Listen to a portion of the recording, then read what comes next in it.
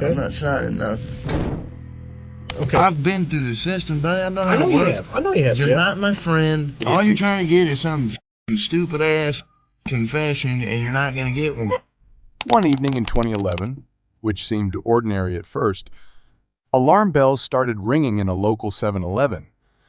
The local police department received reports of an armed robbery, but when they arrived at the scene, the suspect had already escaped. They widened their search and heard some noise in a nearby house.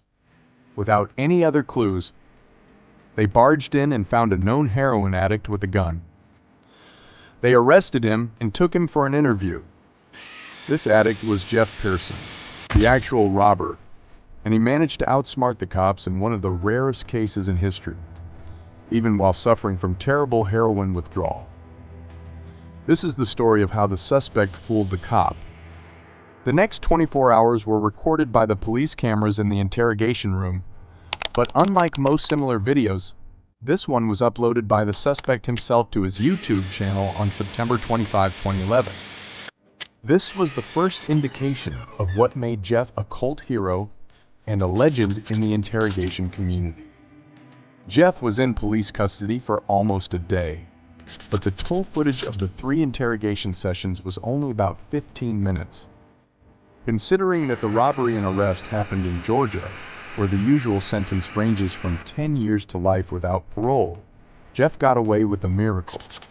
Instead of spending decades in prison, he spent a day enjoying drinks and candy, while showing how to handle police custody like a pro. The following footage reveals in amazing detail what tricks the cops will use on you and how to avoid them like a champ. The footage begins with Jeff sitting in a small windowless room, wearing prison clothes. It is obvious that he has been processed and spent some time in a cell, probably while the cops were collecting evidence and getting ready to question him. Am I under arrest? For now. I'm under arrest? Yeah, I'll explain everything, but before I explain myself to you, before we talk to each other, I need to read your rights, okay? What am I under arrest for? Well, like I said, I need to read your rights first. Obviously, the charge is robbery, okay? Jeff starts by asking whether he is under arrest and why.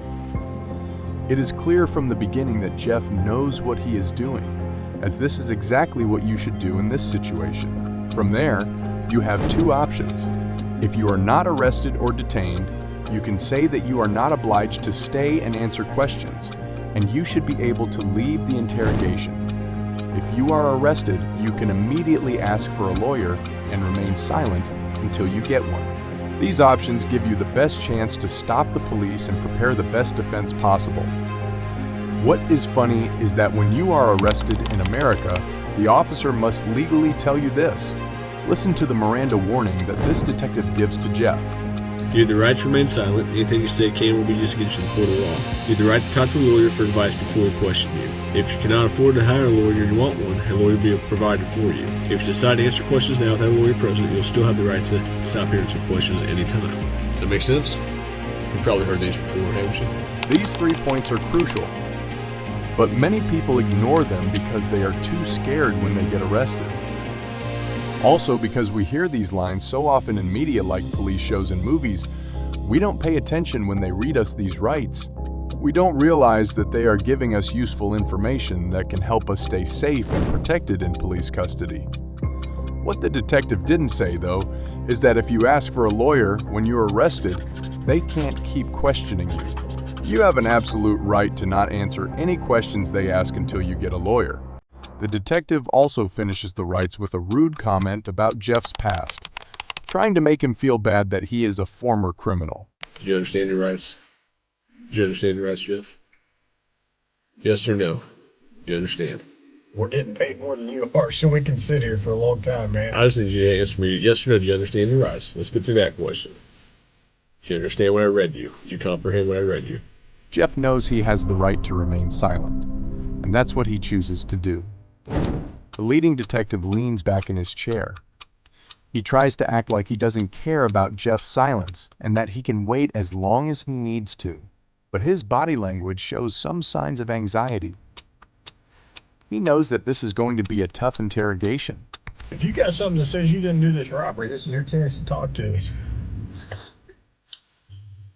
Okay, good cop. No, usually I'm the prick. You look like the prick. I am.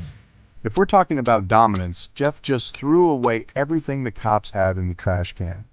I'm not asking if you want to talk to me at this point. I just want to make you understand what I read to you. So am I under arrest? Yes, you're under arrest. Getting back to the cell. I don't talk to myself. Okay. Okay. In this first round of interrogation, Jeff showed exactly the right behavior for his situation. He knew the cops had nothing on him. Otherwise, they wouldn't be talking to him at all. So he kept quiet and was sent back to his cell. But 2 hours later, he was brought back to the same room for round 2. Want a Coke? You gonna be able to pop it open or you need me to? I need methadone. You need methadone? Yeah. I don't have any. Do you have a medication for it, or a prescription for it? Or? What do you need methadone for? I'm a fucking junkie. You guys, I can't get no methadone. I'm gonna go through withdrawal here in a minute. Before going back to the interrogation room, Jeff only asked for a can of soda. But he soon mentioned the withdrawal symptoms he was probably feeling. Methadone, the drug he requested at the beginning of the conversation, could help him ease the withdrawal effects and even the cravings. He had likely been suffering from them the whole time he was in police custody. How long you been using heroin? Long time. 10 years? 15 years? I hardly been alive that long. What are you trying to talk to me about here? Talk to you about what happened last night. Look, here's the deal. Either you're in a bad set of circumstances or you went and committed an armed robbery last night. Yeah, Right. I'm in a shitty, wrong place at wrong time, obviously. I didn't commit no fucking wrong robbery. All right, then let's talk about this. Let's I not don't have keep nothing. up I the don't act. talk to the police, man. Jeff has had enough of the small talk and wants to focus on the main issue. He thinks he is innocent and wants to leave as soon as he can. Okay. I've been through the system, but I know how I know it you works. have. I know you have. You're Jeff. not my friend. I'm not your friend. You're trying to fucking get me. Or you're No, trying I'm not trying to get all you. you're trying to get is some fucking stupid ass fucking confession, and you're not gonna get one. Jeff, I'm not going to get a confession out of you for nothing. Exactly, because I And didn't I'm do not trying to nothing. get a confession out of you. Okay, I'm gonna tell you, I didn't commit no armed robbery, and y'all ain't got no fucking evidence saying I did. Let me go. All you did is find me sitting in my buddy's house because my fucking buddy's dog's going ape shit. I go outside, there are cops everywhere, and they spotlight me. They say, "Come here." I say, "What's up?"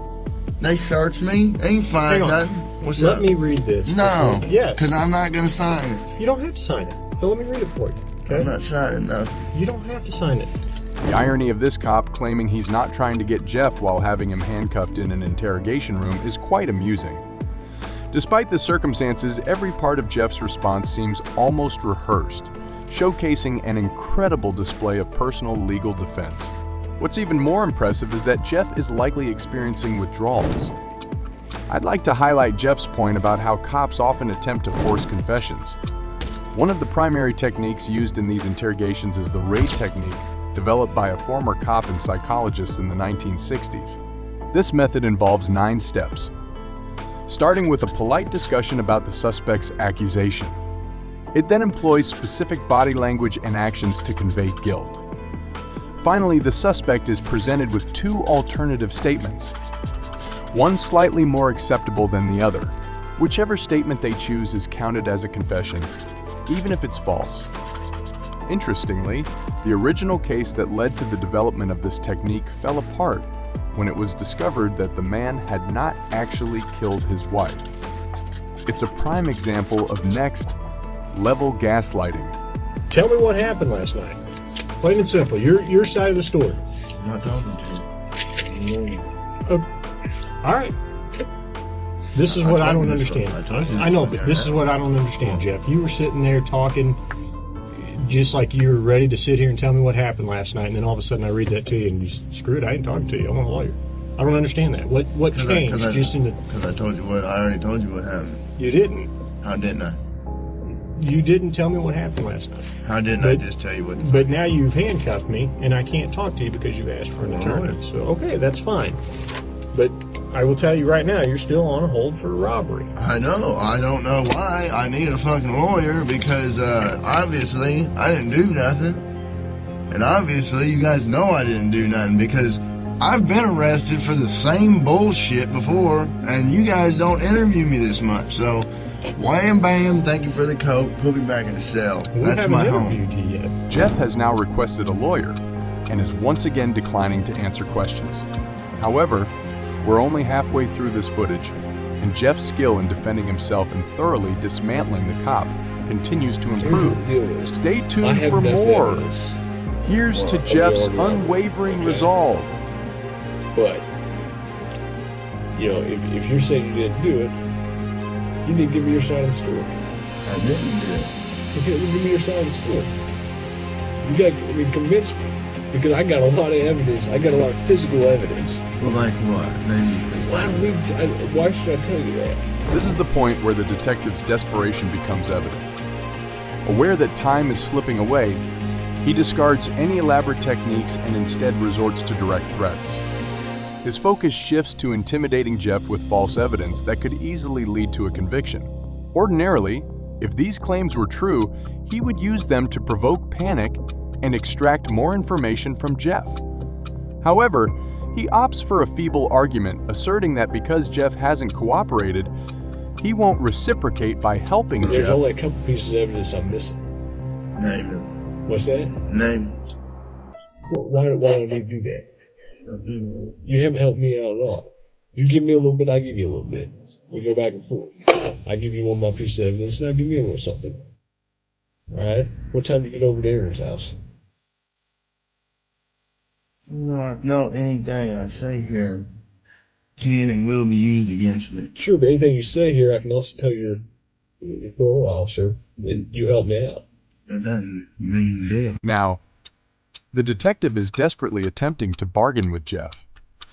If Jeff cooperates, they promise to put in a good word with his parole officer. However, Jeff immediately realizes that this offer means absolutely nothing. What does a gold star signify when you're trapped in prison for 20 years? This further reinforces the notion that the cops lack any substantial evidence to convict Jeff. It also reveals their awareness that time is running out. Despite Jeff's request for a lawyer, they persistently question him, blatantly violating the rights they've written him on 3 separate occasions. They understand that their window of opportunity is closing, and Jeff watches the clock closely. Over the next 4 minutes of the interrogation, Jeff continues to deny and challenge everything the police say. They bring up the gun found in his possession, attempt to strike a deal, and even resort to scare tactics, taunting him with the harsh reality of returning to prison without the drugs he's become dependent on. Throughout it all, Jeff remains completely stone-faced, knowing he's on the brink of something significant. I'm done, man. Fuck this. I'm not even answering. All this shit that I just said is gonna be fucking written in the discovery now, right? What? You haven't said nothing. I mean, every little stupid thing that you've asked me, dude, is gonna be in the discovery. I'm not even gonna do discovery. The prosecutor is. Okay. So, you halfway know the system, how things work, we halfway don't. Am I right? I half-ass know that the only reason I came up here is to get a fucking Coke. Okay. And I got it. But now I want a Butterfinger. But that's not gonna happen for a while.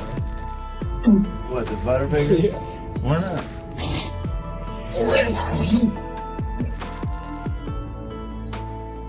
I need to go to the hospital. I'm coughing up blood.